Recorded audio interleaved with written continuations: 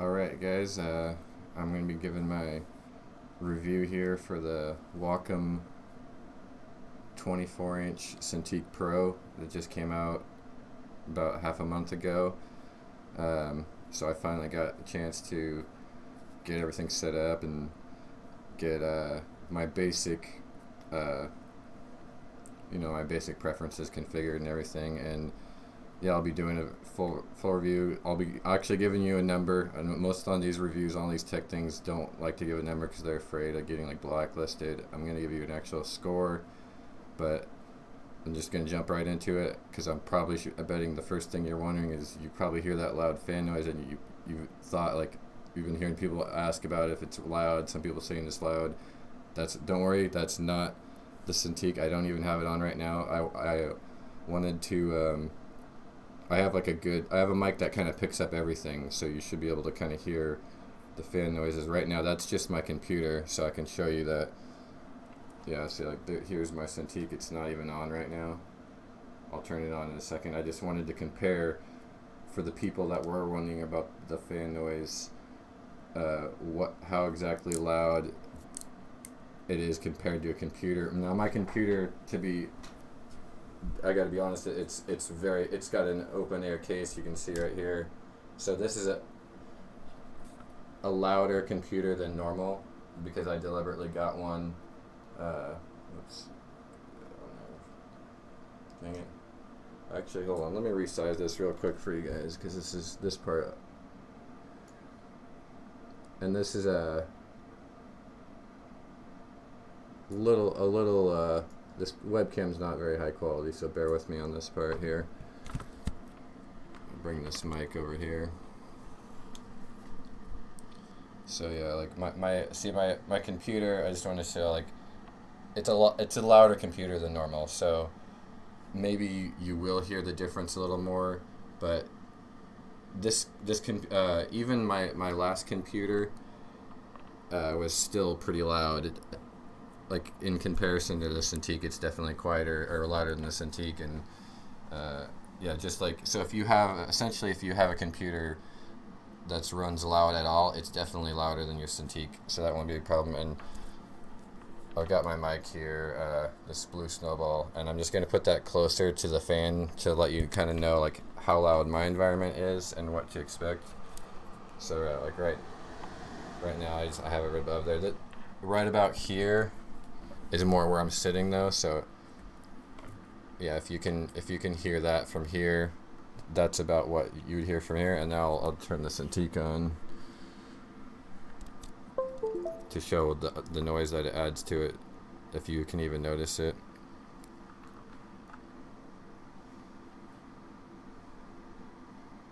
So yeah, I mean, it's you probably didn't even notice a sound difference. See, it is on now. So yeah, that's about how loud it is. And so you obviously you can't really tell a difference. Let me set this down. I mean, most people either are going to be running a powerful PC that's going to be semi-loud, or you're going to be, if you're getting this product, it probably means you're a professional or want to at least on the track to be a professional artist or a serious hobbyist at the very least. And so that probably means you're going to be drawing, sculpting in 3D, whatever, for long periods of time. And that probably means you're going to be listening to music. So if you're listening to music even at a low volume, you definitely wouldn't hear the fan on this. So I honestly don't think it's an issue. I think that's more of a thing that you're going to see out of like a tech reviewer that's not an artist, who's going to point out like, oh, this thing's loud, it's so loud, I can't stand it. When it's like, seriously, you're going to be listening to music if you're going to be using this thing, and you're not going to be hearing the fan. But I can't turn my computer off right now, but the only time I ever can hear it is in the few seconds that my computer is shutting down, and then it shuts down before the Wacom turns off, and then it sounds like, I would say it's about as loud as a standard laptop under like a high workload. Not a loud laptop, but like just like a standard one. But again, under high work. And this also, again, this is with the brightness is fully turned up. It is louder. The higher you have the brightness it is, the louder it is, because the fans are keeping the surface cool. It's so you can, you're going to be putting your hands on it, leaning on it for long periods, so that they want to prevent it from getting hot, which the fans do a great job of that. It's cool on the edges, and then it's just it's mildly more warm in the middle, like you don't notice it at all.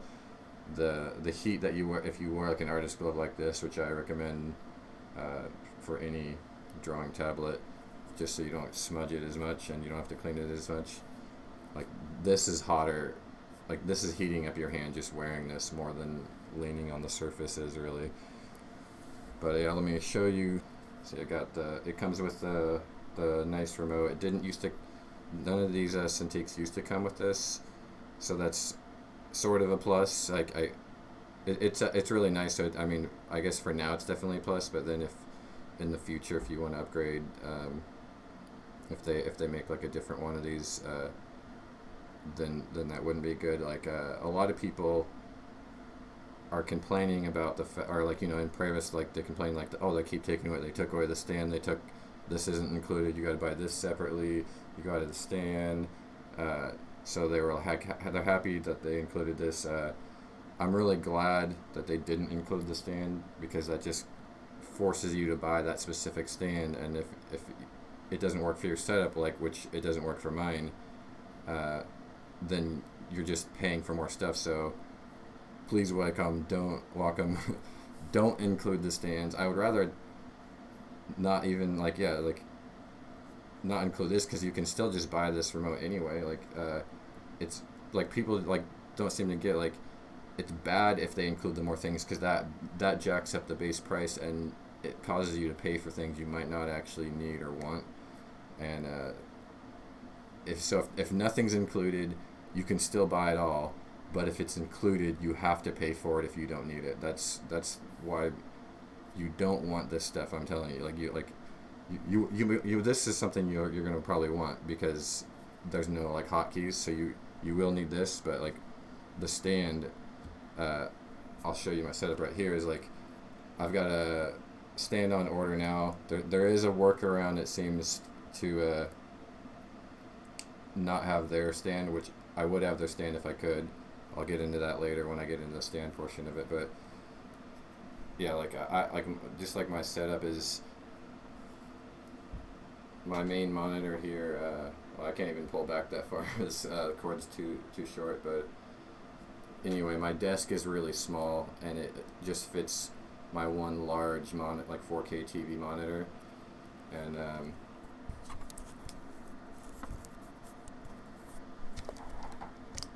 yeah, so I don't have room for the Wacom full, like the stand, so I need to have a solution where I'm gonna mount this off to the side here, and I can pull it in front of me when I want to work, and then push it back when I'm not using it,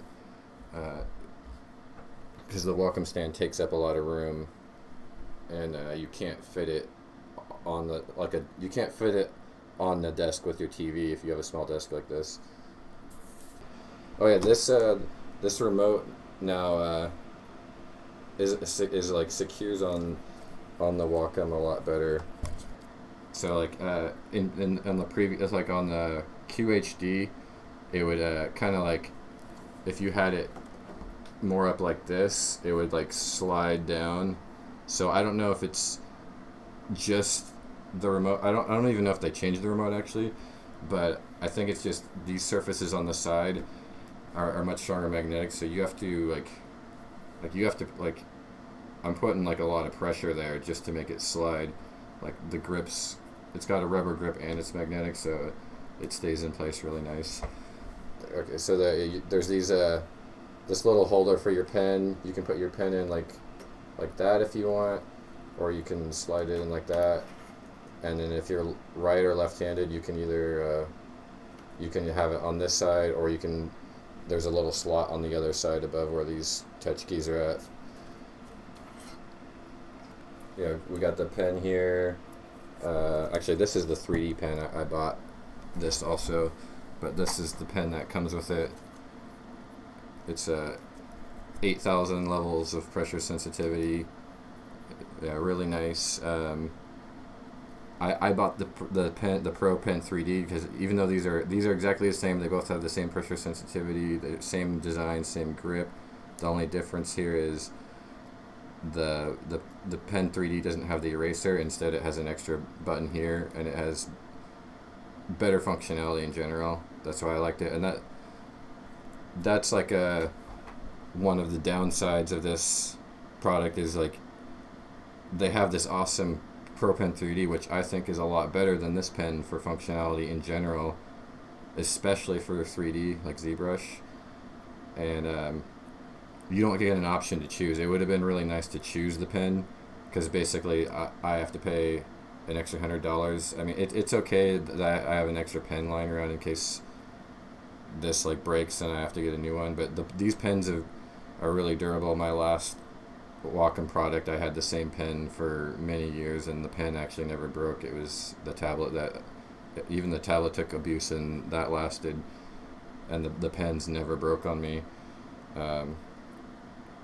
Yeah, they come with a lot of different nibs. They have it's about 8 nibs, and I prefer these felt tip ones or the gray ones.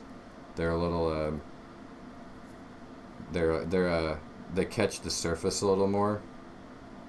Like the regular tips are like really smooth and buttery. They just glide over the surface, and then these ones are feel more like a traditional media instrument. So I have those on both of them. But let's walk around this product a little more. So you got here, you got the 4 buttons. This one chooses the display mode. It's blowing it out, but so you can't see that. But that toggles. You can choose between DisplayPort, HDMI, or USB-C for your display mode. If you want to run it in 4K, you have to either use a DisplayPort or a USB-C cord. HDMI doesn't just support the 1080 or 4K. It only supports 1080p. This button brings up settings. This is for the keyboard, which you won't ever use if you don't have the touch model, which this is the non-touch model. This one like syncs everything. Like it communicates between the display and your computer, and it makes sure everything's right. Yeah, so let me finish going on the side. The only thing left is I can show you. It's got 2 USB 3.0s on each side, so that's nice. And then yeah, because a lot of people in the previous versions, when they upgraded to USB-Cs, were complaining. I'm actually mad about that because USB-C ports are faster. They're much faster. You have a bigger data throughput. In the end, it's not too big of a deal for me that they downgraded that due to people's complaints. I'm mad at the people for that. Though I'm mad at that Wacom they actually listened to the people about that, but not about the stand, the VESA mount adapter stuff. But yeah, because yeah, why would you not want the faster ports? Because you could just buy an adapter. I don't know. It's good that they have some of them. I wish they would have had 2. Like at least one USB-C port on the side to plug stuff into, like and then like maybe they could add 3 regular USB 3.0 ports, and then that's fine. Because I know most people still just have the USB 3.0 devices, and yeah, that's what I say. It's not that one's just like one of the minor issues with it for me is just that because yeah, like I have like a USB-C mini drive. That would be nice to use, but other than that, I mostly just also have USB 3.0 devices. I guess this is too dark, so you can't really see. So there's no point in showing you that really. Then I'll just tell you what's back there. That's the back of it. And so in the back, there's the USB-C connector, the display port, an HDMI, the power cable, and then basically like the thing about the back is um, you can put the cintiq Pro engine in there. Here's just like a picture. I mean, you could have looked this up, but yeah, the cintiq Pro engine, which I feel is not worth it, and it's essentially just plugging a mid-range computer into the back of it, and presumably you already have a computer that can run it. I guess the only reason for getting it is if you have a really weak computer that can't run it, and which is actually considerable because my previous computer it was dying, so I actually had to buy a new computer recently, and that computer didn't actually have didn't have a USB-C port, so it wouldn't have been able to run it in 4K because you have to have the USB-C port or the display port, and I had a display port on my computer, but it's one of those setups where if you have a graphics card plugged in, you can't use the onboard display port, and the graphics card I have like was old and it didn't even have a display port in it. Like that's how weak it was. So like if you have set up like that, then I could see getting the Pro engine, but they're going to be about an extra $1,000, which is definitely not worth it. Like you can get a better computer for that price. The only other scenario where I could see it being useful is if you like are bringing this from if you work at a studio where they can't afford to give you like a tablet or cintiq, and you want to bring it there and you bring it back and forth between home and there, and in maybe in one of the places you might have like the underpowered device, so you might use this because you want to work, maybe your studio you work in has a decent computer but it can't run stuff in 4K, and like yeah, maybe that's an issue, so like that might be it. But overall I think like the Pro engine is just a lot of hype, and possibly an elaborate reason for them to purposely force you to buy this stand by making odd mounting holes. I'll get into the mounting holes later. Really, there's only two negatives to this product, like two main negatives, and one of them is how they deliberately made this incompatible with not only a VESA mount but a VESA mount adapters. Yeah, I'll get into that. Like, it's really annoying. It's got the nice bezels on the side, and if you're not aware of why like these bezels are so nice, it's because like if you say like you're here in Photoshop, here's the monitor capture of the cintiq in 4K, and yeah, it's nice because if you have like you say you're I can't do this one-handed while I'm holding this webcam up, but yeah, what I was saying about the bezels is if you're over here and you're making curves or lines, you can draw off of your own canvas and just go straight, as opposed to say if like you're drawing with a sketchbook or a device that doesn't have bezels like an iPad, then you have to kind of like stop right there, because otherwise you're going to be all the way, you would be, say the screen would be like right here, and you'd be your pen is going to be falling off and then catching, and then it's because it causes uneven lines and it's annoying. So yeah, those bezels are really nice, and also of course they have a magnetic strip, and they're also nice too because then like when you're holding this, or if you're not holding this, and you can rest your hand on them, and you're not smudging up the screen or putting your hand on screen real estate, like taking up screen space, like your valuable workspace. Like, so that's the bezels are highly underrated. Also on the side, I forgot to mention a couple of the things. There is also the headphone jack to plug. Let's get this more in focus. Yeah, So we also got the headphone jack. I forgot to bring up, but that's real nice in this world where people are trying to pretend, companies are trying to pretend that we only want wireless, which is sometimes a hassle. And then there's also on the other side is an SD card slot, so you can have you know, lots of memory there. It's nice if you're like a video editor, you can get like a really large one and they do run fast. The Wacom display settings.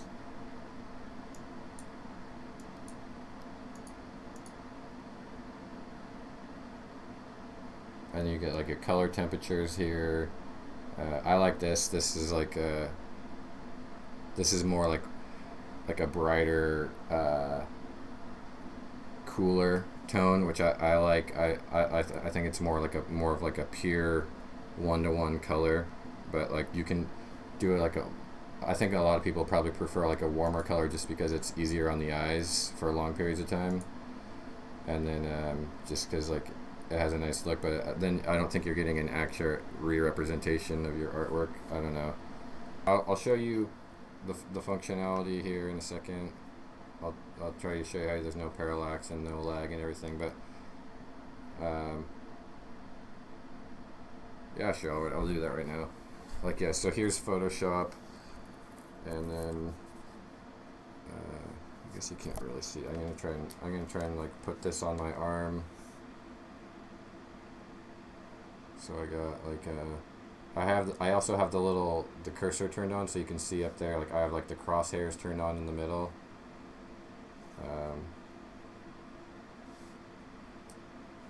I'll try to get this like right above my hand.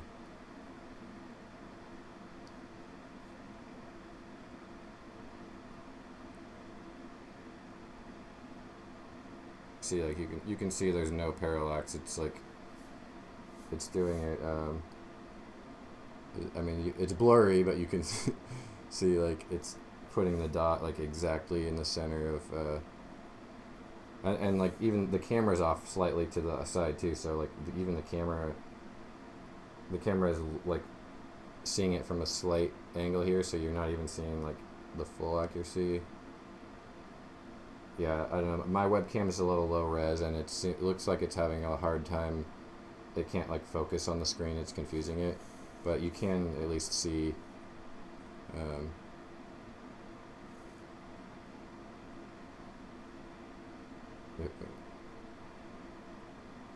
Yeah. Anyway, the idea is, yeah. So you get that, like, you see. You see how there's like there's no lag, there's no parallax.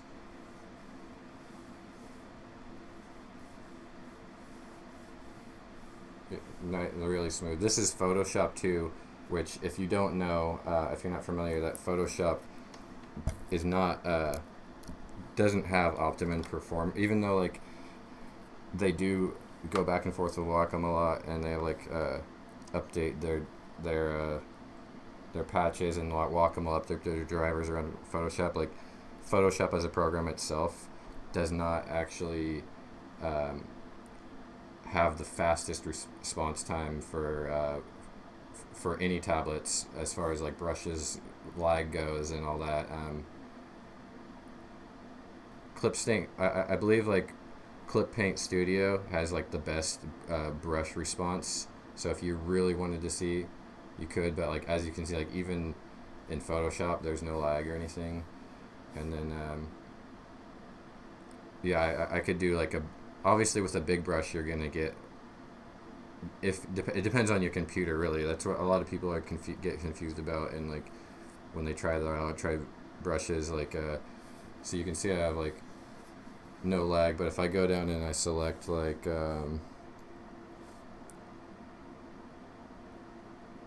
let's see, I didn't preload any brushes that have a huge texture size, but basically even with a pretty beastie computer, if you get a big enough texture size on a brush, you're gonna get lag. Yeah, there's basically no lag, and if you're the weaker computer you're running and the bigger brush size you're running, the more lag you'll get on any tablet or device. And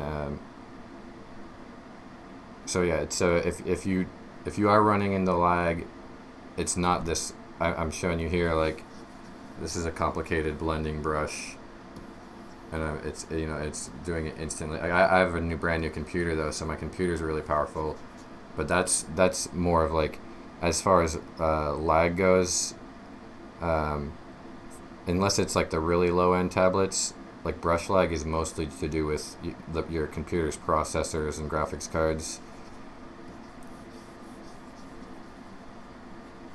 And so I'll show you the, oh yeah, I'll show you that, even though I'm going to just explain it in a different video about wobbly lines, how basically it's all tablets have it to a slight degree, but like I can't even see it replicate it on purpose on this one, so they must have done something with the drivers and everything to, similar to like a lazy brush. Like there must be some kind of like driver technology that they've done really good, because I'll show you even with like the ruler. So usually so I'll go back to a regular brush here, get like a red color so you can see. I know it's a dry brush. Make sure I got this right, because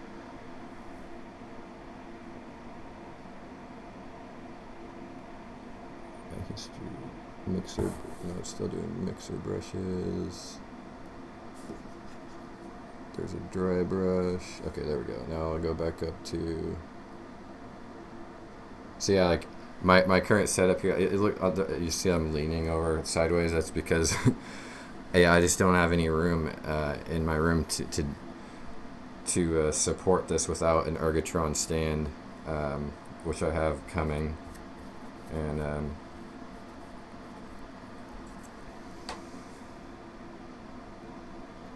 so there's just like a normal brush. Alright, so yeah, so like let's do some nice like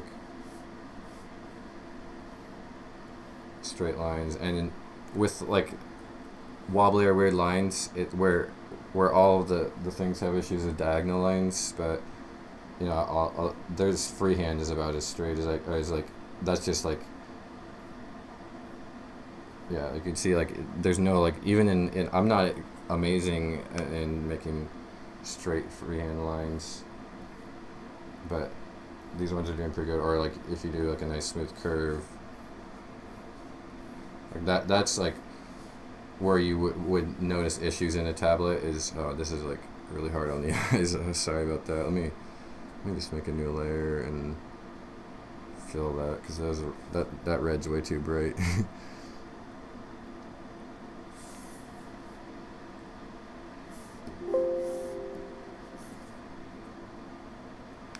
Oh, that was a new folder. And so I'll do like, so you can see that I'm using a ruler. Like particularly where any tablet will have trouble with is the slowest, like a really slow diagonal line, which realistically you'll never do with freehand. Like I'll even, before I even draw it, here's how you're gonna do any straight line. Like you're just gonna shift. I mean, obviously you're not gonna use this brush if you're trying to do like thick, straight, consistent straight lines, but yeah, you're just gonna hold the shift button. You're gonna hit one point, and then the next point that you want to go to, and that's a perfect straight line at any angle, and then it won't have any wobbling ever. And that's how you're actually gonna draw lines, or with like the line tool. If you're doing line art, you're probably gonna use a line tool, or you Clip Studio Paint, you know, like a circle, you're gonna use a spherical, the pen tool, the line tool, most of the part. If you're not, and if you're just freehand painting and you want a straight line real quick, you're gonna be hitting shift. That's just what you're gonna be doing. So yeah, like, so you can see like that's a perfectly straight line. There's no wobbling or anything. The only variance at all is like the flow variance. That was a fast one though, but I'll do like a slow one, and I'll try to go slow. There's gonna be a lot more flow variance in the slow line because I just didn't turn off flow. I'm just too lazy. It's because I'm not like I'm not consistently pressing as hard. And then this ruler's a little like jagged too, but yeah, that's all flow variance there because I couldn't I couldn't keep a consistent pressure on one thing. But if I just like, actually if I do this line, hold on, this has a less flow variance. Oh, that's too thick.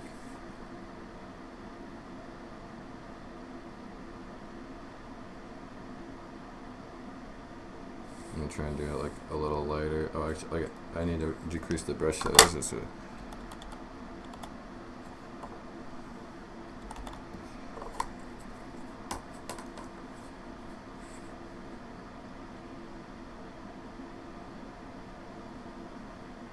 So I'm going really slow here. You would never draw a straight line this slowly. And then I was shaking a little bit from holding it that hard. Yeah, it's something that you would have to like zoom in 100%, and you still wouldn't really find it. You can't really see it on this one, which is pretty impressive because like right there, like because in even in previous Wacom ones, and Wacoms are at the top of the line, if you draw a line at a 45-degree angle, there's usually some wobbling, but you're not really seeing that here, which means they did a lot of work on the drivers, the engineers. Yeah, and then I wanted to talk about 4K specifically. I'll bring over ZBrush here.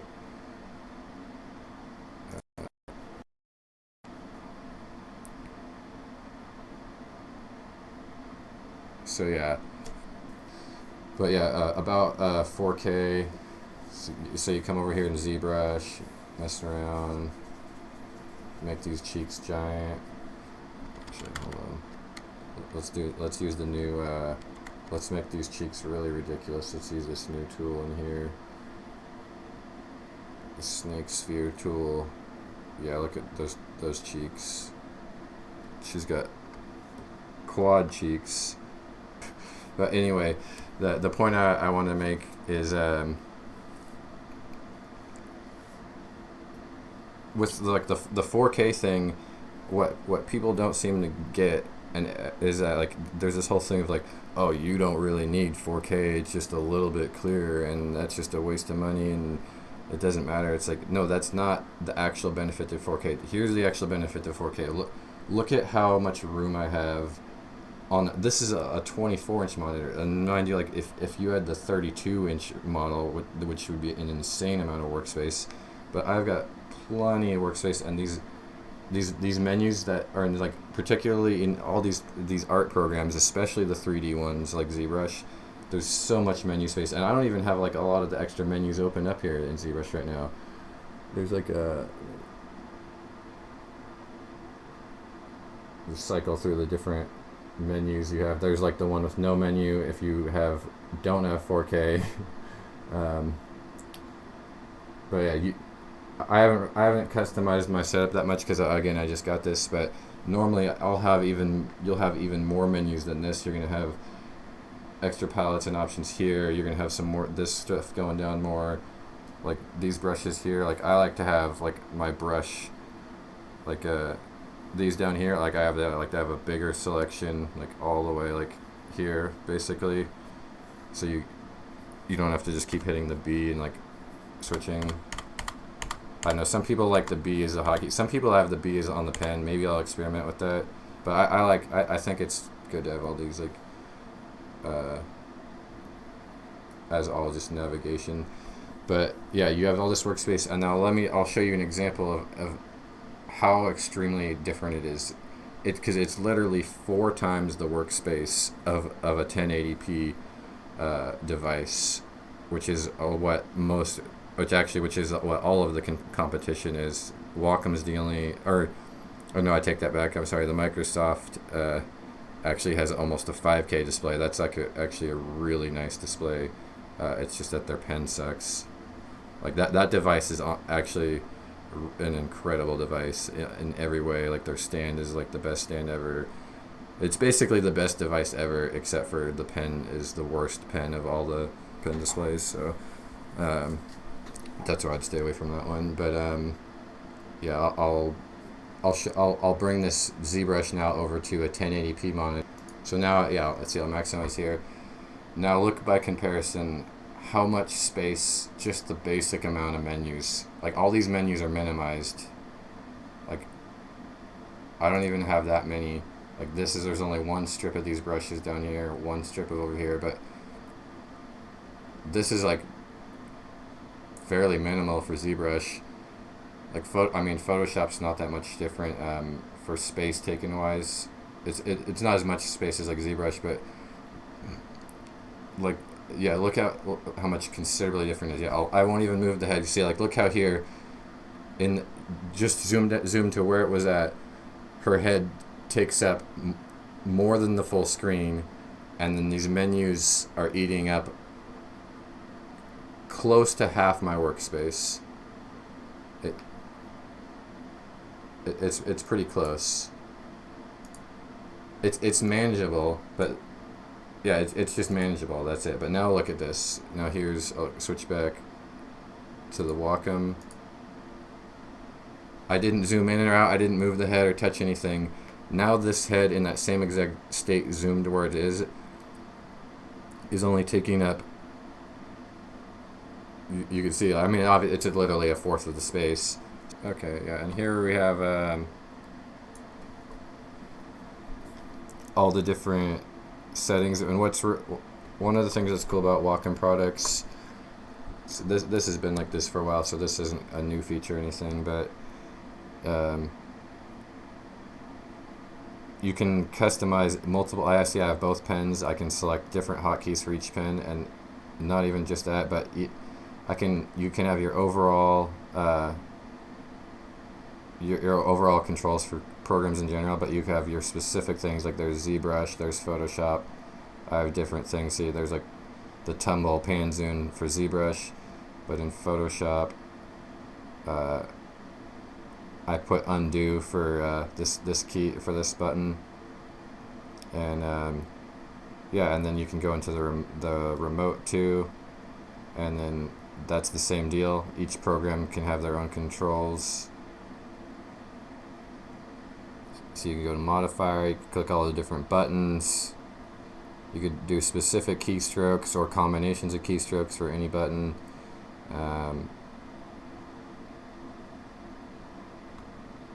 Yeah, so it's really customizable. You can get the remote to have any button you want, any combination of buttons, and then you've got this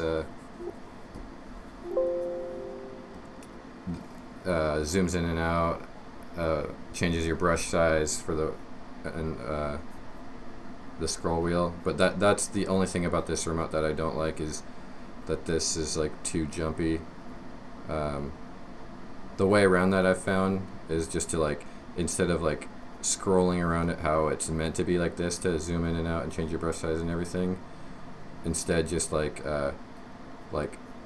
swipe like that, like a real short firm stroke up or down, like it's like you're almost like you're pressing a button and slipping on it. Like do it like that instead of like swirling around. Okay, this is another place where this Pro Pen 3Ds are really nice. I always say 3D, but you got that big button is tumble. Like tumble obviously can't do anything in a 2D program like Photoshop, but yeah, I can tumble around here from wherever point I select, and then you got the pan zoom, zooms in and like in and out.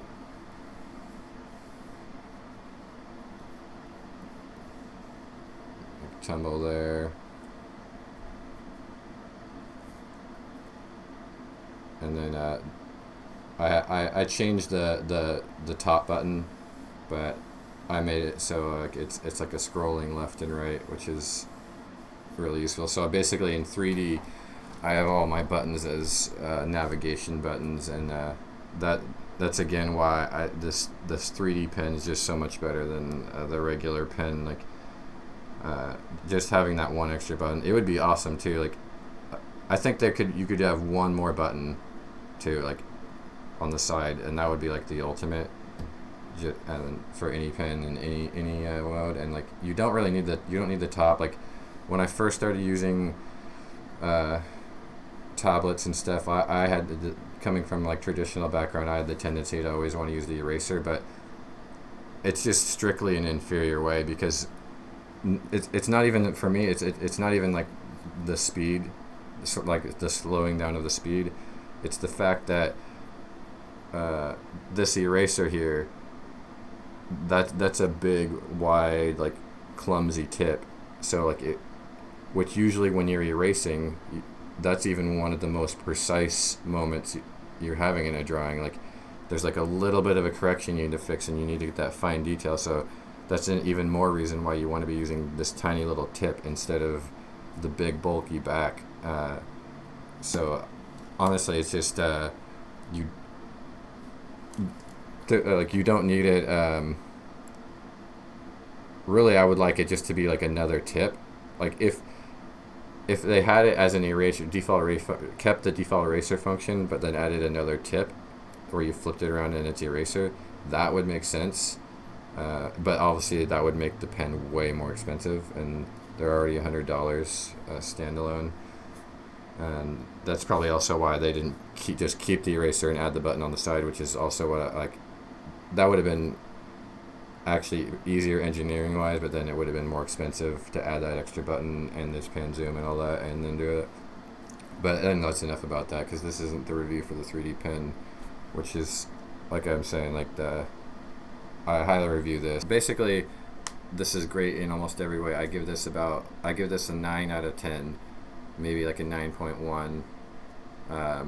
And if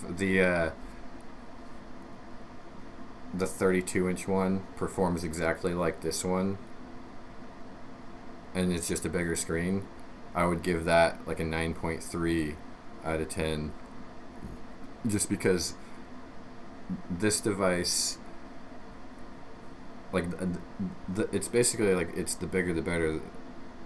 Obviously there is a limit, but I actually don't even think 32 inches is the limit. I think the ideal size for a 4K Wacom display would be about 40 inches, and because that way you're getting the workspace, that bigger workspace that you get with the 4K, but then your menu buttons are huge.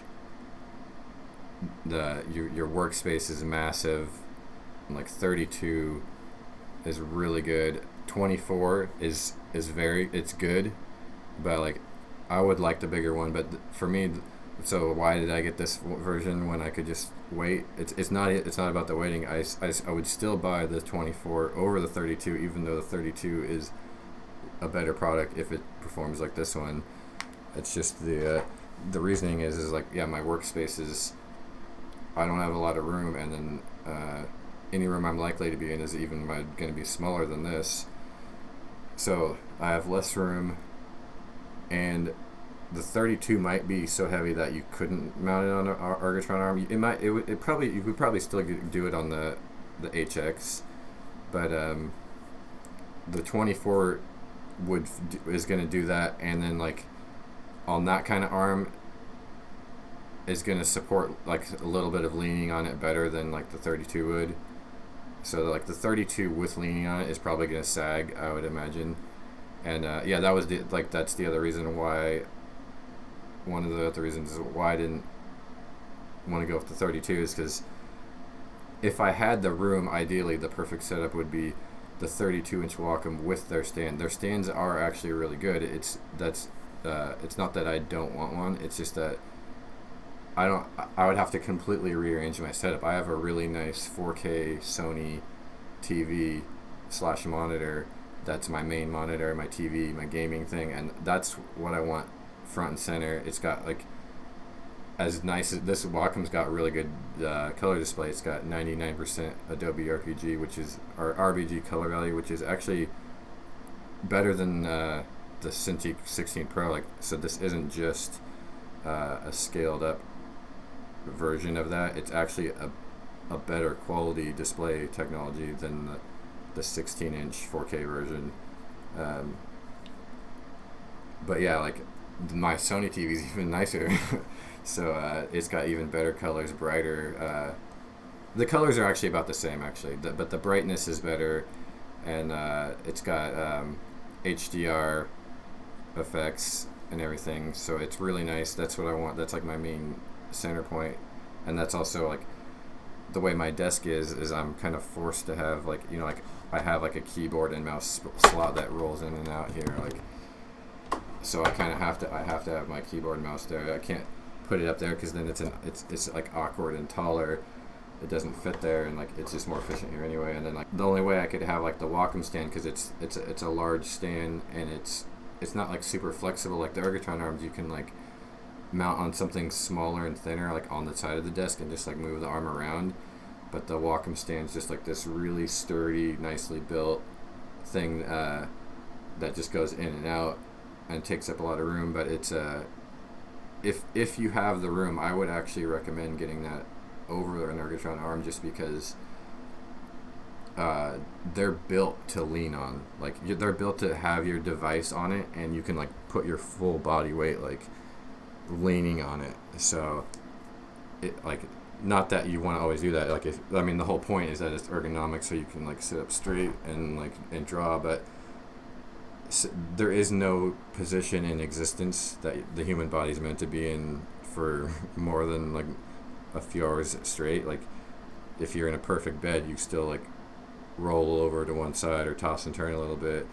If you're in a chair that's really comfortable, you still need to kind of like go to the side and go like that. That's a good thing about the Ergotron arms. But even with the Wacom stand, you can still do that. You can move this from side to side.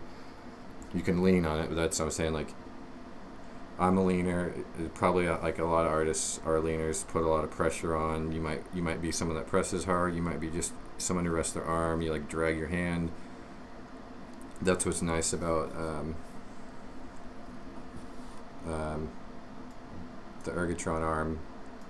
I mean the Wacom stand, but let me move this over. So yeah, I can't give like this a perfect score. That's one of the reasons, just because one, the 32-inch is just, it's non-arguably, it's just a better, if it works the same, again, if it works the same. Let's do this dog.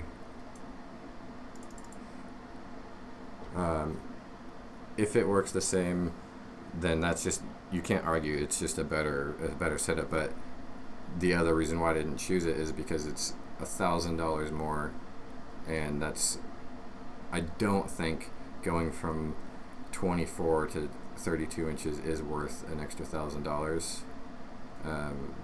Definitely not. And I'm not unlimited funds. But if you have the unlimited funds to pay the extra $1,000, and you have the workspace to accommodate that screen and that big stand, then go for that. But that's why I would choose the 24. When you're setting this thing up, there's two things you got to watch out for, that you might think you have a broken device when you actually don't. It's working perfectly fine, and I thought I did on both of them. Is one, I first started this and I was testing my USB 3.0 ports, and none of them were working, and I thought all my USB 3.0 ports were broken. And I realized after, like, what I had thought, like, in the package it comes with a long USB cord, and I thought that was just like an extension cord that for you to use if you needed to, or basically like a nice extension cord for devices that you might have that you can't like reach, or like if you want to mount it, maybe it's like a longer cord and your device is shorter. I thought it was for that, because I knew that you didn't need it for the display, right? Because there's the directions that come with it, they don't really tell you much. They're really basic.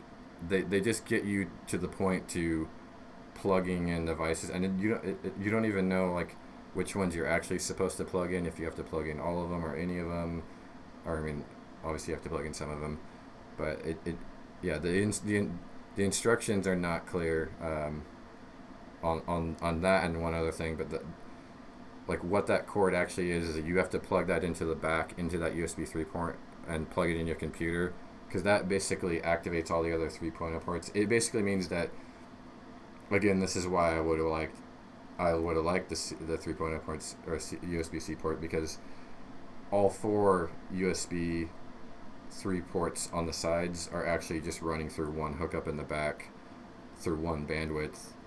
So you have to plug that into your computer, and then all the ports will work. So I didn't do that at first.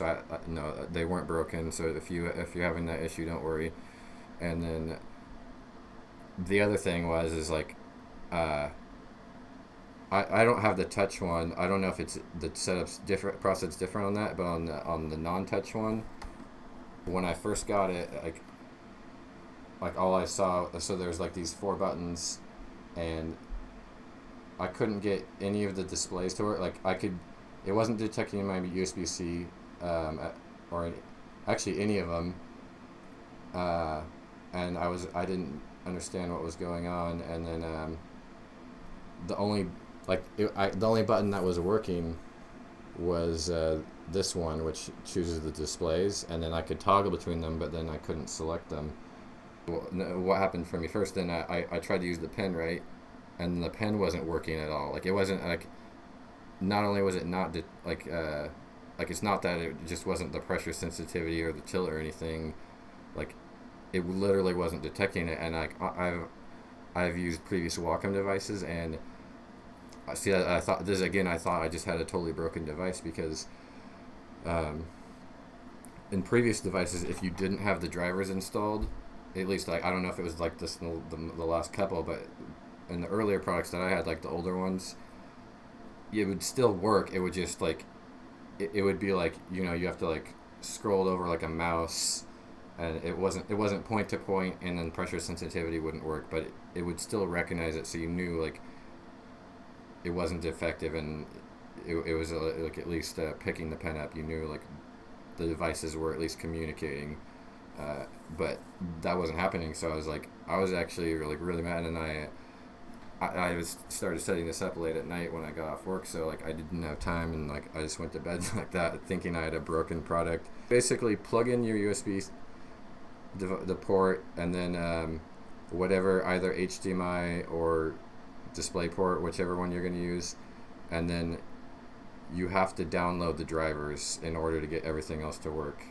And then once you everything's fine. Yeah, so I got to the point to where only that one button that changes the display mode is working. None of the other buttons will work, right? And I have it plugged in though. My device is connected. I have all the stuff plugged in actually, and still nothing is working. The pen doesn't work. It's not even detecting the pen. I can't bring up any of the options.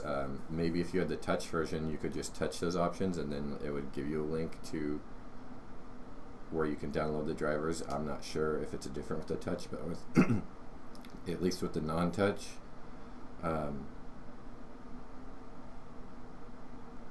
the way it works, like here's my process. I have like the internet open here. It's a little wider. So yeah, like I have that. I'm going online maybe to start looking for troubleshooting. But like, okay, because I thought like, yeah, you got to download the drivers. So I'm like, okay, here we go. I'll go to support. Yeah, that's usually where you find drivers, right? So I go to support. Let this load up. Yeah, like here's the exact like line of navigation and thinking I had. So their support's overwhelmed apparently, because people are probably running into this problem that I was, and they're thinking they had a broken device.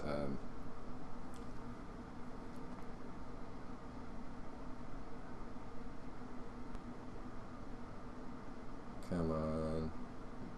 Well, I'm going to be editing the crap out of this in a... Okay, there we go. So here's their support, and then driver assistance. So yeah, so I'm thinking, yeah, okay, yeah, this is the right spot. The driver assistance is under support, and then you got, okay, pen display, right? It's not a pen computer, pen display, Here's all the pen displays. Let's say go. Where's the new 24? Oh, there's the old, really old 24 HD or 24 and the old HD Touch. Nope, not seeing it. It must be under other models. Oh no, other models. That just it just links you to a forum essentially. With people asking questions, so it's not there. Did I miss it? Like this is oh, that takes you back. A driver assistant, pen display. Not there. Nope.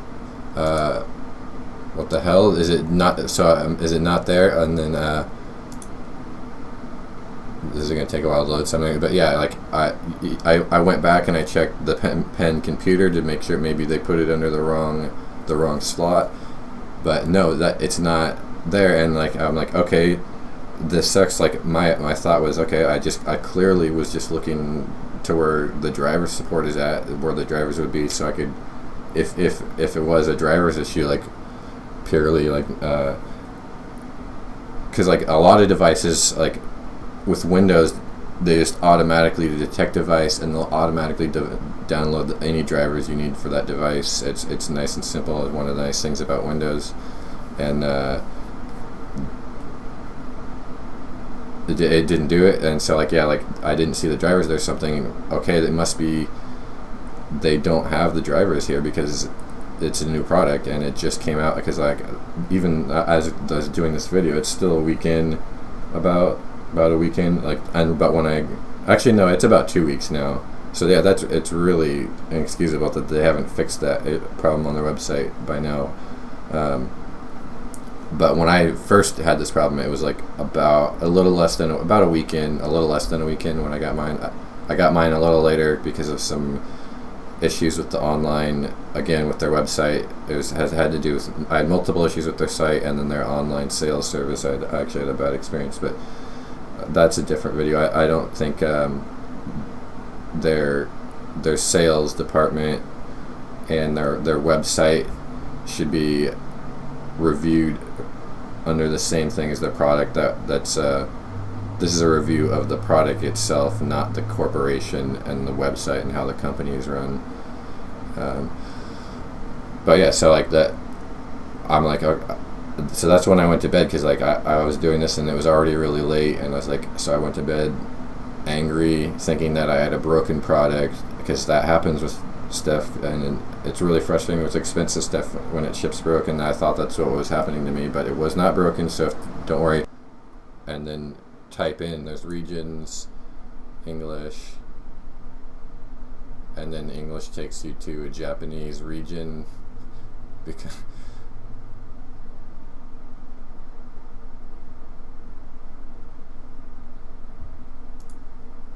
region. Oh, it was under. Okay, I see. Wait, no, I'm under North America. Oh, yeah. Like, well, still, I hit Canada, but I hit English under Canada, and it took me to Japanese link. Still, United States gives me the Japanese website. So see, and then this is me trying. I've done it. I've actually gotten to the drivers and downloaded them, got the product working, and I'm trying to like re-show you guys. This is how bad their website is. This is unacceptable. I'll just kind of skip ahead and tell you that, because it seems like right now that it's like a negative experience with the product, but this is an amazing product. The quality is great and everything. It works great. It's the top, and it's the top of its class. It's the best of its kind. So I'll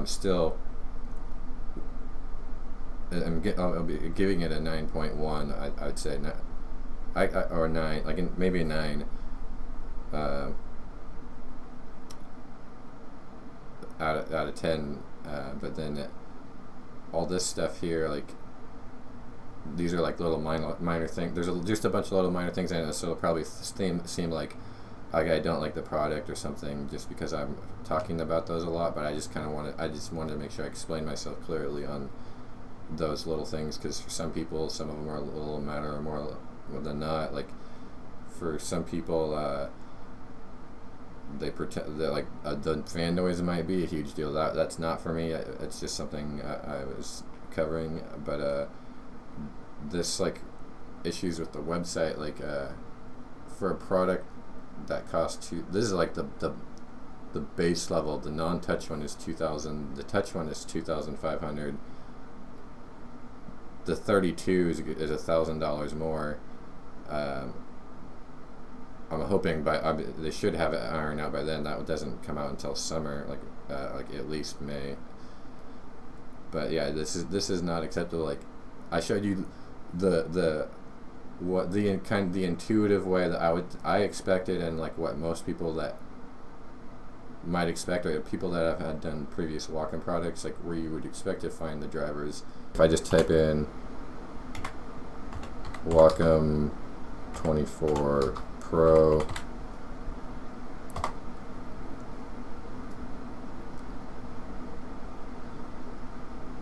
because I mean this part, even though this is their website, like I just said how like their web team shouldn't have to do with the product, but this part of the product, the part that you have to go onto the website just in order to get it to function, that's part of the product. Here's what you're supposed to download the drivers. Like if you're having this issue where like it seems like nothing works, so I'll go back to the home page. So you're here. This is what it looks like when you first go to Wacom.com, and then go to products, go to Wacom cintiq, under pen displays, Wacom cintiq Pro.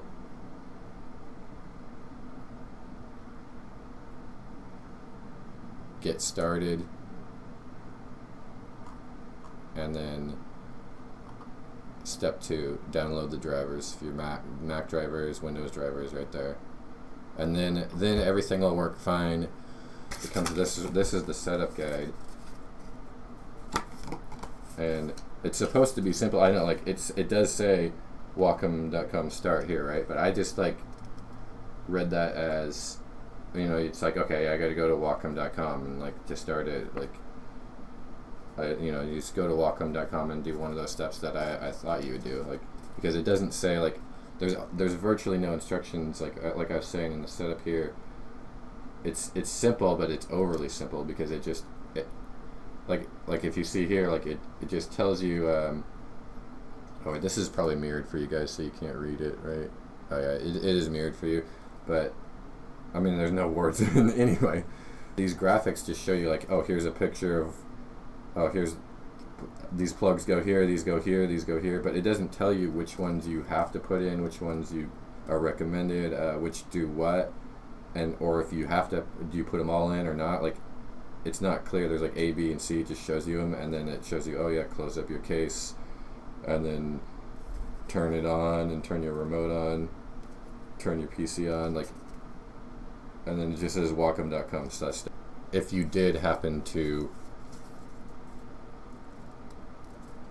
just go to that exact site, this is your experience right now. It's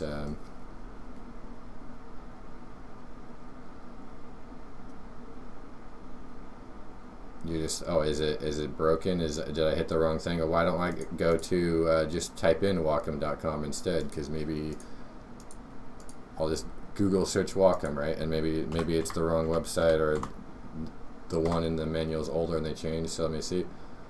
Oh, here's Wacom's official website. Oh, there we go. Okay, that came up right away. So that must be the actual site. The site I typed in, right? It's not the real site.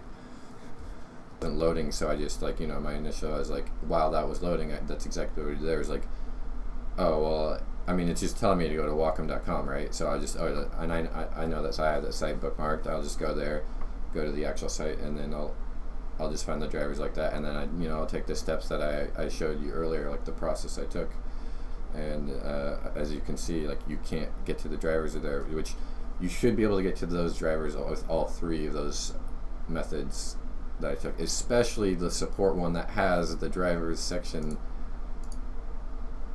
That like, it has the drivers for all the other products, and it's a driver section of their support tab on their website. that should definitely have the drivers.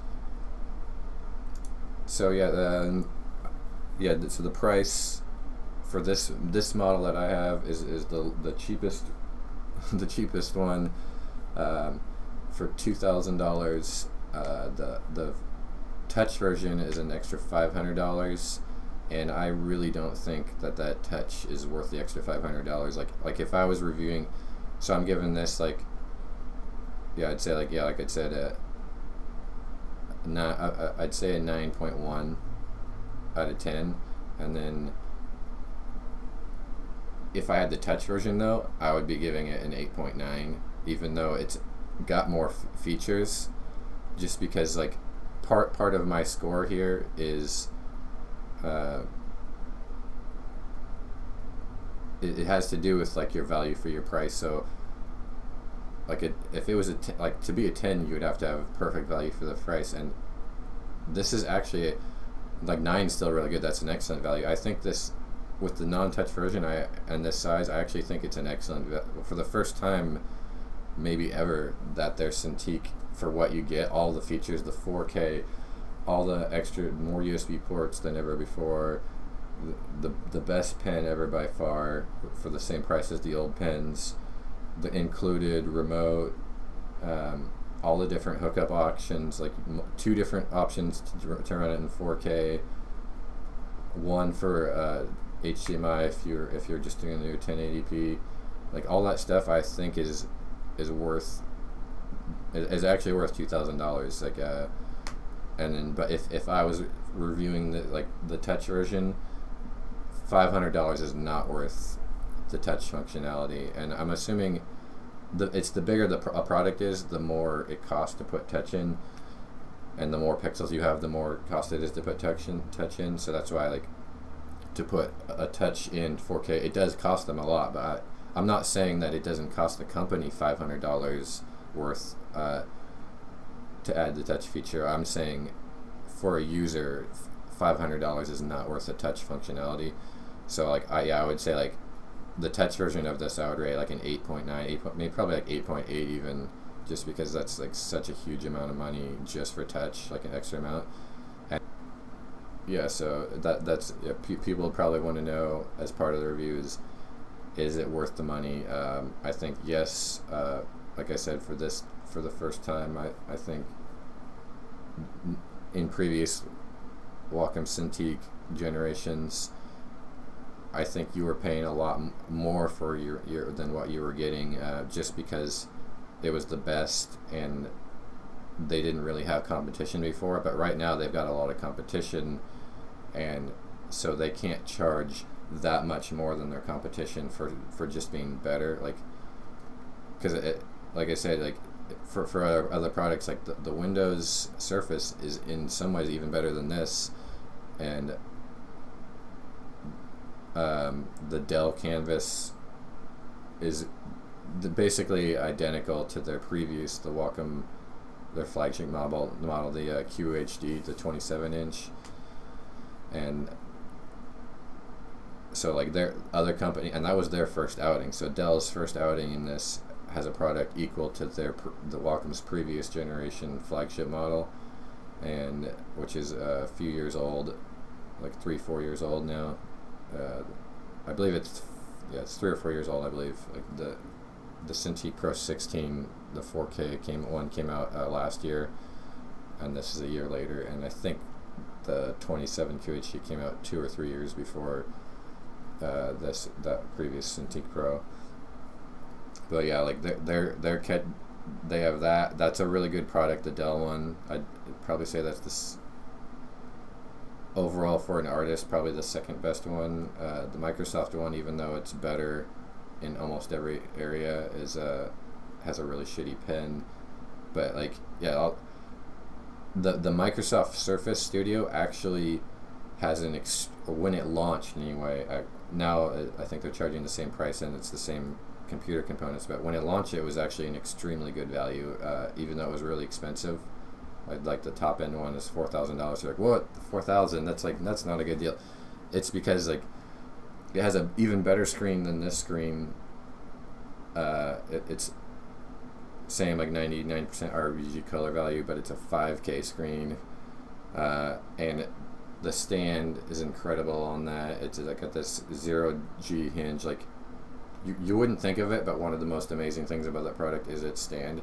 Like you have to like go into a Microsoft store, or like now they have them in Best Buy actually, to see it to believe. Like it carries like that heavy big 27-inch screen, 5K 27-inch screen, like, and you like can move it super smoothly and easily, but it with little effort, but it'll still like lock in, and you can put weight on it like somehow. I don't even know how it works. Like it's pretty amazing.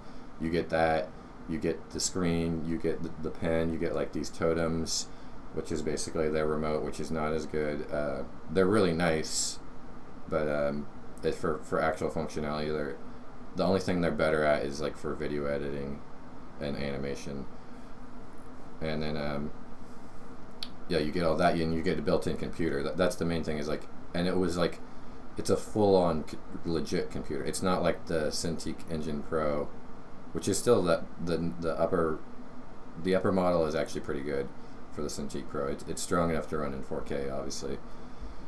The other one is too, but like I'm guessing you get hiccups in some of these programs like that are demanding.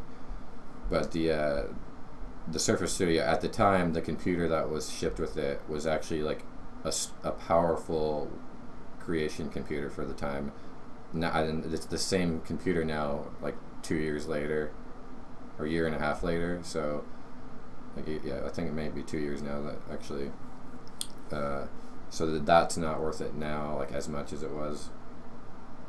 But yeah, like the point is all these products, like Apple's iPad is good for the price. Oh, I don't know. Maybe it's not good for the price. It's a little like the Huions are good for their price, and the UGs, but yeah, like the Apple like functionality of the pen is great. Yeah, these cheap Chinese knockoff brands are basically 2 generations behind on the Wacom, which like sounds like, okay, well that's pretty far off, but for a cheap Chinese knockoff, that's not.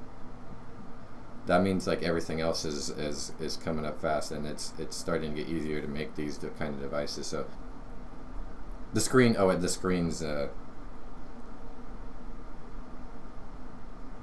little the screen's glossy on the Microsoft one, which isn't as desirable. Like yeah, like either way, like yeah, like overall that the Cintiq Pro or the Surface Studio Pro, like if they had the same pen as the Wacom, then I feel like that product's probably better overall. Wacom's better about drivers than. They're really good about their art drivers, like their pen drivers, but yeah, anyway, I'm just trailing on. So yeah, so basically, is it worth the money? Yes.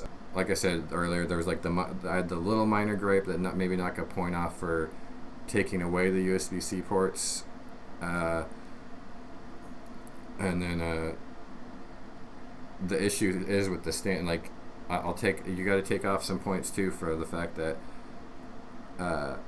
with this addition of the Cintiq Pro engine, which seems like it's nearly useless, that made it so they had to make the mounting holes, or they had to make the mounting holes, yeah, right, in a specific measurement that they're not compatible with like, let me bring this, I'll just show it. Here's the stand again, which is why I'm gonna bring this up on screen, because I think with the Cintiq Pro engine that the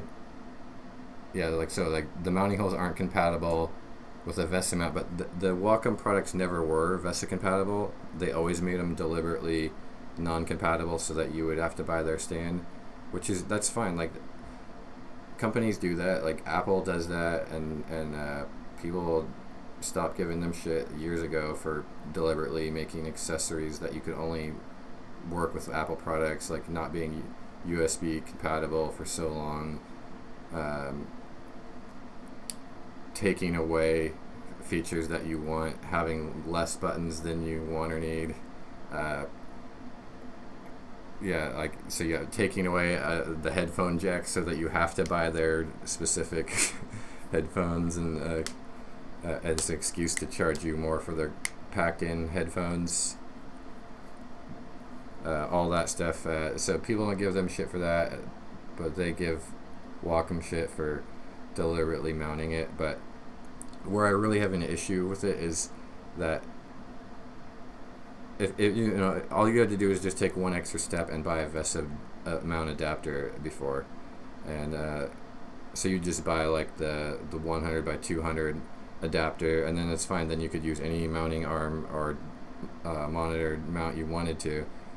But this time, this is why I think I think they did this on purpose. I'm 90% they did it on purpose. Like there's a 10% chance that because they wanted to try and be innovative and go with this cintiq Pro engine, that they had to put the holes like wider than you'd want to accommodate for it. But I still think, because if you see here, like look at the their mount is really low, right? So it's not like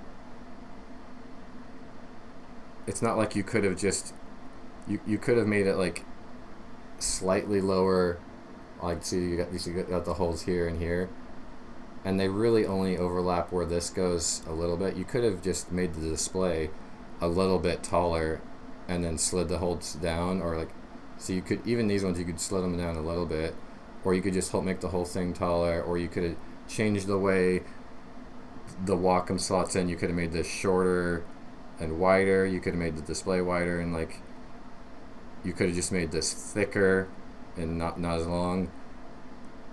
It's just really fishy to me that they made them specifically that now those holes, you can't even buy any VESA adapter on the market. They're literally like, I scoured the internet. There is no adapter in existence, like no like metal plate with lots of holes. There's all kinds of them. There's like ones you could chain together normally and stuff, but none of them will work on it because it's 500 millimeters by 100 millimeters. So it's, and all the biggest adapters are only 400 millimeters wide, and they had to know this, like to specifically go, because it's not even that.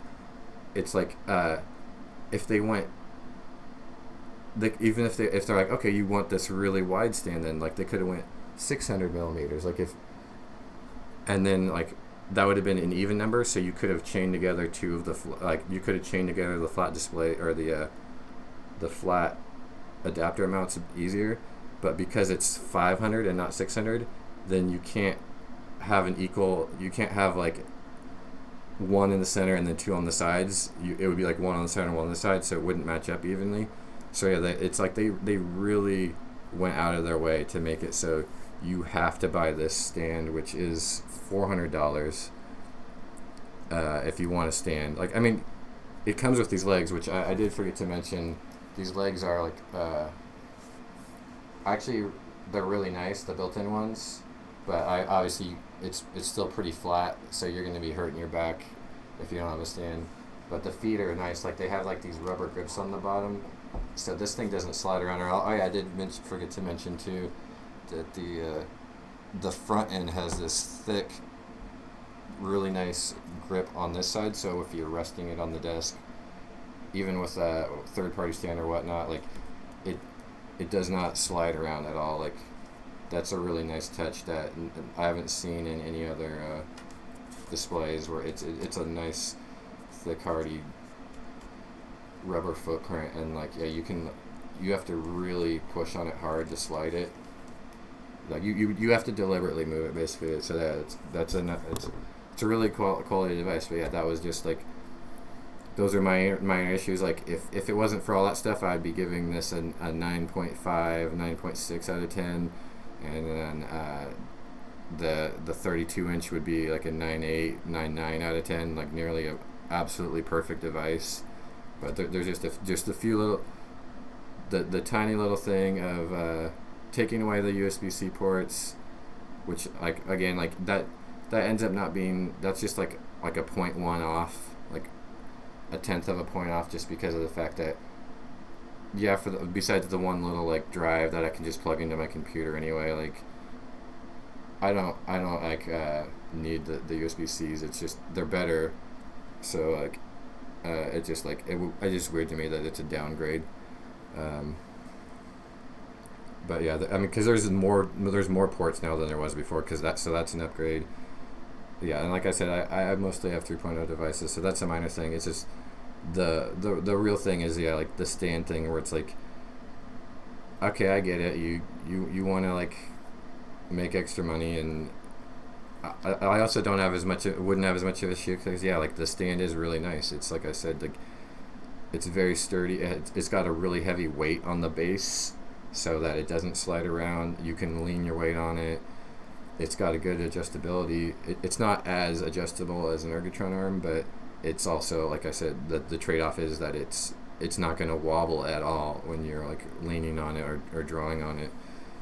So it's definitely worth the purchase. And like it's not like 400. I don't have an issue with the price of the stand.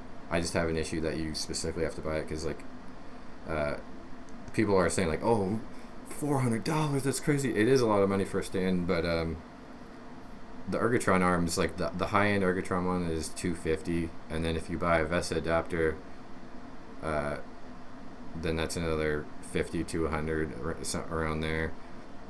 So really, you're looking at $350 for the highest end Ergotron arm, like the HX one. That's the really sturdy one, or the LX is cheaper though. That's about $100 cheaper. So then it's $150 cheaper. So yeah, like that's one thing. You can be saving some money there if you want to stand, or you could have. But really, you have to just. The only way right now is unless like a major manufacturer like makes a brand new VESA adapter that's a 500 millimeter by 100, then you have to custom build one, which is, I'm gonna post a link. I'll post one in this video. I'll post it after I get it, because I found there's a couple different people I saw on forums, one on YouTube. There are people already, they're making their custom built VESA adapters. They're doing it out of not plexiglass. It's similar to plexiglass. I forgot what it's called, but oh yeah, acrylic. It's just acrylic plastic, but it's like laser cut, and so I have one. I just got it, ordered it today. We'll see if I get it. I'll let you guys know if I don't. I think I will, but it's just like, it's just like, it's not a company. It's just an individual guy who seems like a good dude, who's like helping out the community of people like either like me, who can't get this stand because of just spatial reasons, or like just other people that just want the Ergotron ones, or people that already have an Ergotron arm. Because that's the other thing. That's why I think like this issue is something you have to take like a few points like off of a score for it, because a lot of people already have Ergotron arms from previous models, and they just had the adapter, or they have Ergotron arms for their off-brand ones, or maybe they even have one for like a monitor or TV, and they just want to use that. Like they could use that for it, and then they would be saving a lot of money, because those guys don't even have to buy like a new mount, except they do if unless you want to go through an individual person on a forum to build your thing for you, or build it yourself and risk just wasting materials and being frustrated. Because that's if I tried to, like, I don't have the resources to laser cut an acrylic piece of plastic in the perfect measurements. I don't have access to a laser cutter. Even if I could probably do it, it would be, but I would probably like go through 3 of ones where the holes are like 3 millimeters off and they don't work, and then I have to redo the whole thing, and I like just laser cut my own head off, and Yeah, so those are the issues. I know I probably talked a lot more about the issues on this than the positives, but yeah, it's really amazing. I'm really excited to just hunker down and use it more. I'm really going to be doing it more once I get the stand, because like as it is now, like not only am I like leaning over it, which is not good for you, not comfortable, like just where I have the only place I have space to put it now, like I'm also leaning off to the sides, and like so I'm basically like twisting my spine and leaning over on it, like so I can't really like put in time on my artwork until I get the stand and the mount. But I'm really looking forward to that. This new release of Zbrush just came out. It's sick. Like you see this, they got this new Sculptress Pro thing that I kind of showed earlier. It dynamically adds polygons based on your brush size. And oh, there's this tool real quick. Oh, my symmetry is turned off. Oh well, that doesn't matter. You Sculptress Pro on. You have like, yeah, so like the bigger your brush is, it's like the less polygons. But if you do like real small draw size, like frame, see, like it adds like a ton of pixels, or a ton of polygons and density where you need it. So it only adds it where you need it. It's like, and then if you smooth, what's my smooth button? There we go. Yeah, smooth. So like, turn that polyframe back on.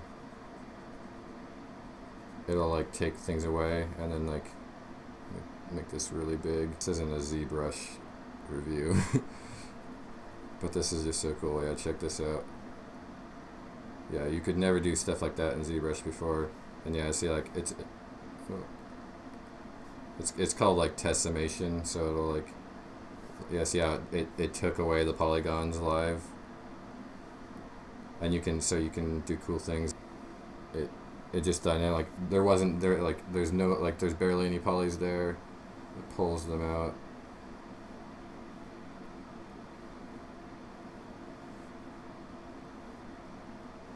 See, like there's a little like speck there.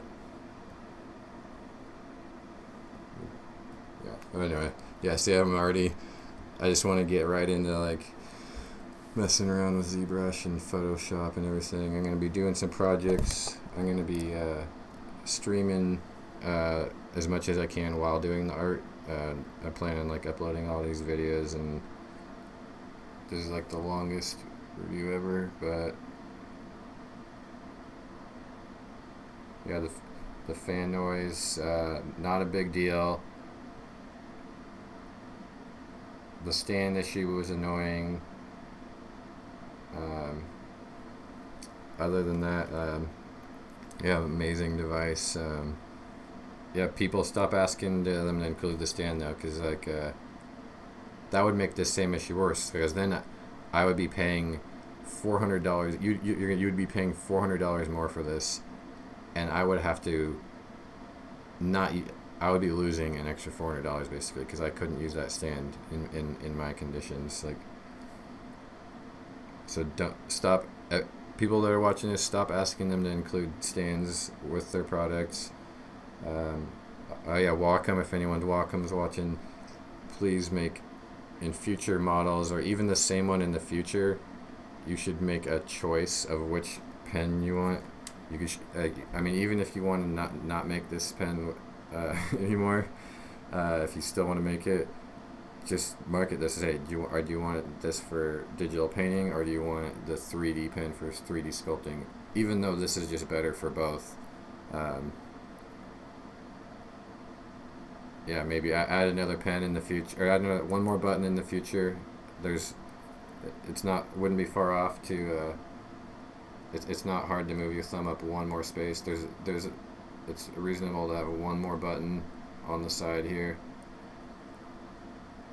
That's what I want out of the 3D pen in the future.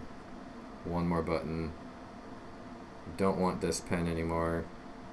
This is a backup pen, so it's still an amazing pen, right? Like this is same pen, same quality. Um, want the USB-C ports back. Although I plan on having this device for a decade, unless like obviously it might, who knows. I live in California. This ceiling fan up here could fall on it and destroy it, and then I'll get the one that has the USB-C ports.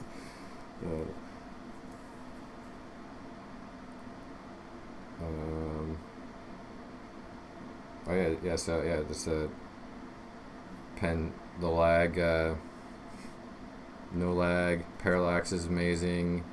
Um,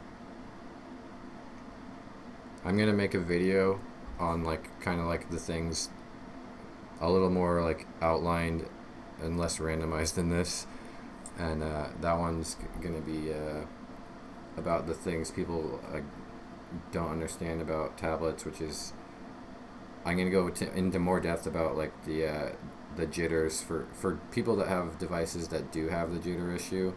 This one doesn't, but I'll explain why and why all of them except for this one. I'm not sure what they did because it's still at the base the same technology, so I don't know how they got rid of the wobbling and the slight wobbles and jitters that even the best ones had. But other than all of them have. I'm gonna go into depth of exactly why they do that, because I know the exact reasons. I'm gonna like kind of break down which tablets I'd recommend too if you're on a budget or if you are just like entry level stuff like that. And then the best one, this is the best one. I will just tell you that right now. This is the best tablet available, or drawing tablet. And then also I'm gonna be doing a follow-up review with finished pieces of artwork, as good as this masterpiece dog is here, with the spikes shooting out of him. I'm gonna actually be making lots of 3D and 2D stuff, and I'm gonna at least try to, when I do like a kind of like I'll do like a quick re-review and just kind of like summarize my thoughts better, and then I'll also be like showing some of the artwork that I did in it. I'll be showing like a couple, at least I'm gonna wait until I at least do one 3D and one 2D piece, and obviously that is gonna be after I have my stand, hopefully with the stand and the Vesta adapter, and I'll show you guys like that setup that I have and where to get it. So anyone else that has the same problem as me that doesn't have room for the stand or doesn't want to pay a full $400 or just likes the Ergotron stands better for flexibility, I'll be doing that. So that's it. Thanks for watching. Subscribe if you want to see some of those pieces of artwork or in the follow-up reviews.